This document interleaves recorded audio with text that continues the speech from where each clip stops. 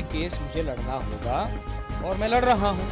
और भारत की कानून व्यवस्था पर मेरा विश्वास है और जितने गलत षड्यंत्र स्मिता गाटे भारद्वाज ने रचे हैं मुझको अपनी बच्चियों से दूर करने के लिए, आप एक पिता को अपनी बेटियों से षड्यंत्रों के माध्यम से क्यों दूर कर रही हैं? फेमस टीवी सीरियल महाभारत में भगवान श्री कृष्ण का अभिनय करने वाले अभिनेता नीतीश भारद्वाज ने अपनी अलग हो चुकी आईएएस पत्नी स्मिता गेट भारद्वाज के खिलाफ मानसिक उत्पीड़न का आरोप लगाते हुए भोपाल पुलिस में शिकायत दर्ज कराई है।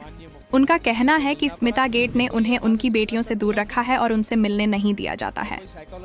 आपको बता दें, नीतीश भारद्वाज की स्मिता से दूसरी शादी है, जबकि स्मिता की नीतीश भारद्वाज के साथ तीसरी शादी है। एक व्यक्ति दुर्योधन सिंड्रोम मैं इसको कहता हूँ। जब पारिवारिक परिवेश में या व्यावसायिक परिवेश में आप किसी को दुर्योधन होने से रोक थोड़े ना सकते हैं। तो जो आज के डेमोक्रेसी की गणराज्य व्यवस्था की एक सीमा है, उस सीमा में रहते हुए ही आपको उलझनों को सुलझाना पड़ता है। आज आप चक्र नहीं उठा सकते ना, वो मेरा संस्कार नहीं है। तो इसीलिए उस सीमा में, उस दायरे में, कानून व्यवस्था के, पुलिस व्यवस्था के दायरे में रहते हुए ये केस मुझे लड़ना होगा और मैं लड़ रहा हूँ। और भारत की कानून व्यवस्था पर मेरा विश्वास है और जितने गलत षड्यंत्र स्मिता गाटे भारद्वाज ने रचे हैं मुझको अपनी बच्चियों से दूर करने के लिए, उन सब के प्रमाण मैं कौटुंबिक न्यायालय बॉम्बे के सामने दे चुका हूं। मुझे पूर्ण विश्वास है और वो सारे प्रमाण जो है वो मेरे प्रमाण नहीं है, वो उन्हीं के प्रमाण हैं, उन्हीं का मेल है, उन्हीं का मैसेज है। किस तरह से वो एक परिस्थिति बनाती हैं बच्चियों को ये जताने के लिए कि आपके पिता तो आपको प्यार ही नहीं करते, तो अपने ही प्रमाणों को वो नकार कैसे सकती हैं? और जितने ये प्रमाण हमने कोर्ट के समक्ष रखे, उन्होंने और उनके वकील ने उनको कहा कि हाँ, हमें स्वीकार है, इसको स्वीकार कर लीजिए। तो जब अब कानून के दायरे में जब आर्ग्यूमेंट शुरू होंगे कस्टडी के, उन प्रमाणों को आधार बनाकर ही हम वकालत करेंगे हमारी कस्टडी के। तो देखिए क्या है, उलझे तो तब सारे ही थे, है ना? तो उलझन को कानून व्यवस्था में रहकर सुलझाना ही हमको आता है। और आज की कानून व्यवस्था मैं देख रहा हूँ, बहुत अच्छे निर्णय कानून व्यवस्था ले रही है, मेरा पूर्ण विश्वास है। मैं उनके घर पर क्यों जाऊं? जब पुलिस ने उनको करे, पुलिस अपनी जांच करे, मैं हूं ना, यहाँ भोपाल में बैठा हुआ हूं। होंगे बच्चों से मिलने की चाह है, लेकिन चक्रव्यूह में फंसने की चाह नहीं है। चक्रव्यूह में फंसने की चाह नहीं है। जब उनको कहा गया कि पुलिस कमिश्नर के ऑफिस में वो आ सकती हैं, तो क्यों नहीं आई? थाने में तो नहीं बुलाया था उनको, एक बहुत ही सम्मानजनक तरीके से उनको बुलाया गया था। और जो किस तरह से करना है ये पुलिस व्यवस्था मुझे बताए, मैं कर दूंगा।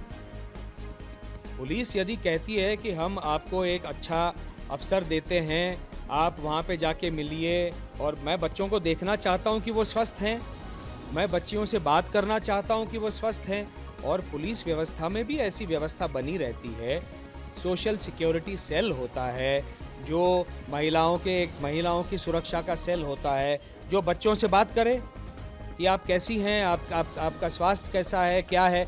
तो मेरा पुलिस व्यवस्था पर विश्वास है, तो वो उसके तहत जांच करके मुझे बताए क्या करना है। क्योंकि आज की तारीख में मेरी बेटियां कहाँ हैं मुझे नहीं मालूम। देखिए, कोई आईएएस है, आईपीएस है, कोई बड़ा अधिकारी है, कोई बहुत बड़ा इंडस्ट्रियलिस्ट है, कोई सुपरस्टार है, ये सारी चीज़ें व्यक्तिगत जीवन में मायने नहीं रखनी चाहिए। हम जब घर की दहली में अंदर प्रवेश करते हैं तो अपना जो भी अचीवमेंट है घर के बाहर छोड़ के आना चाहिए। हम तो करते हैं, हमारी घर के बाहर जो पहचान है, जो वो उसको छोड़ देते हैं। हम घर के अंदर पति हैं और हमारी बेटियों के पिता हैं, और एक पति और पिता के रूप में जो हमारे दायित्व और कर्तव्य हैं उनका वहन करना, इतना ही हम जानते हैं जिनको हमने किया है। ठीक है, आपकी और मेरी नहीं बन रही है, मैंने बोला है आपको, मैंने तो दायर किया है ना डिवोर्स पिटीशन, तो मैच्योर तरीके से इसको डील कीजिए ना। आप एक पिता को अपनी बेटियों से षड्यंत्रों के माध्यम से क्यों दूर कर रही हैं? इन सब के जवाब हम उनसे वहां पे मांगेंगे। इनके जवाब मैं नहीं दे सकता, उनको देने होंगे। और इसीलिए सारी हदों को दूर करके, जैसा मैंने पहले भी कहा, कौन से स्कूल में डालना है, पिता को अंधेरे में रखा है। उस स्कूल से, भोपाल के स्कूल से बाहर निकाला, पिता को अंधेरे में रखा है मुझे। वहां से ऊटी के सीधे, भोपाल से उठाकर ऊटी के बोर्डिंग स्कूल में, क्यों? वो अंधेरे में रखा। आज बोर्डिंग स्कूल से बाहर निकाला, अंधेरे में रखा। आज मैं पूछ रहा हूं आपको मेल के माध्यम से, मेरी बेटियां कहां हैं? आप मेल का जवाब नहीं दे सकती।